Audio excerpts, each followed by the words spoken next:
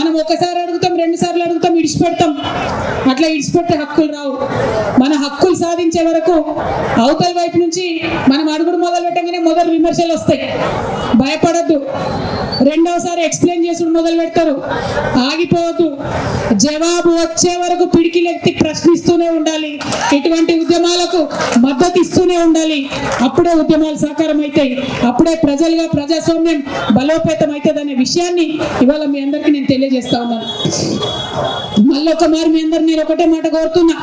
ఇవాళ 72 గంటల నిరాహార దీక్ష లోకల్ బాడీ ఎన్నికలలో 42% బీసీల కోసం రావాలని చేస్తా ఉన్నాం. చాలా మంది మాట్లాడుతున్నారు నాయకులు, మరి ఇంకెన్ని రోజులు ఎన్నికలు ఆపుతారు? ఎన్ని రోజులైనా ఆపండి, ఏం అర్జెంట్ ఏముంది ఎన్నికలకు? ఇప్పుడు మీరు చేస్తున్నది ఏంటి? 2 ఏళ్ల నుంచి సర్పంచ్లు ఉన్నారు ఊర్లలో, 2 ఏళ్ల నుంచి ఎంపీటీసీలు ఉన్నారు ఊర్లలో. ఏం జరుగుతుంది అక్కడ? ఏం అభివృద్ధి జరుగుతుంది? ఇదివరకు కేసీఆర్ గారి హయాంలో జరిగిన అభివృద్ధి ఇవాళ పల్లెలలో కొనసాగుతున్నదా? లేదు. ఏం అర్జెంట్ ఉంది అట్లాంటప్పుడు? ఎన్నికలు పెట్టే ముందు ఖచ్చితంగా మా బీసీలకు హక్కులు వచ్చిన తర్వాతనే ఎన్నికలు పెట్టాలని డిమాండ్ చేస్తా ఉన్నాం. ప్రభుత్వం కొట్లాడాలి, న్యాయస్థానంలో కొట్లాడాలి. తమిళనాడులో ఇట్లనే 9 ఏళ్ళు ఎన్నికలు పెట్టాలి. బీసీల హక్కులు సాధించుకున్నాకనే, బీసీలకు రిజర్వేషన్ వచ్చినాకనే ఎన్నికలు పెట్టుకున్నారు. మనమేం తక్కువ?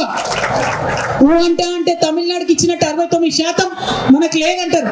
ఎందుకు లేదంటే అక్కడ వాళ్ళు ఉడుం పట్టు పట్టిండ్రు, మాకు అవసరం లేదు ఎన్నికలు 9 ఏళ్ళు అని చెప్పిండ్రు. ఇక్కడ మనం అట్లా ఉడుం పట్టు పట్టి అందరం కలిసి ఒక దగ్గర ఉంటే ఖచ్చితంగా మనకు కూడా రిజర్వేషన్ వస్తుంది. ఈ రిజర్వేషన్ వల్ల మరి జీవితాలు అన్ని మారిపోతాయా? ఈ రిజర్వేషన్ వల్ల మొత్తం బీసీ సమాజం ముంగట పడుతుందా అంటే డెఫినెట్ గా ఒక బలమైన ముందడుగు పడుతుంది. రాజకీయంగా మన వాటా మనకు వస్తుంది.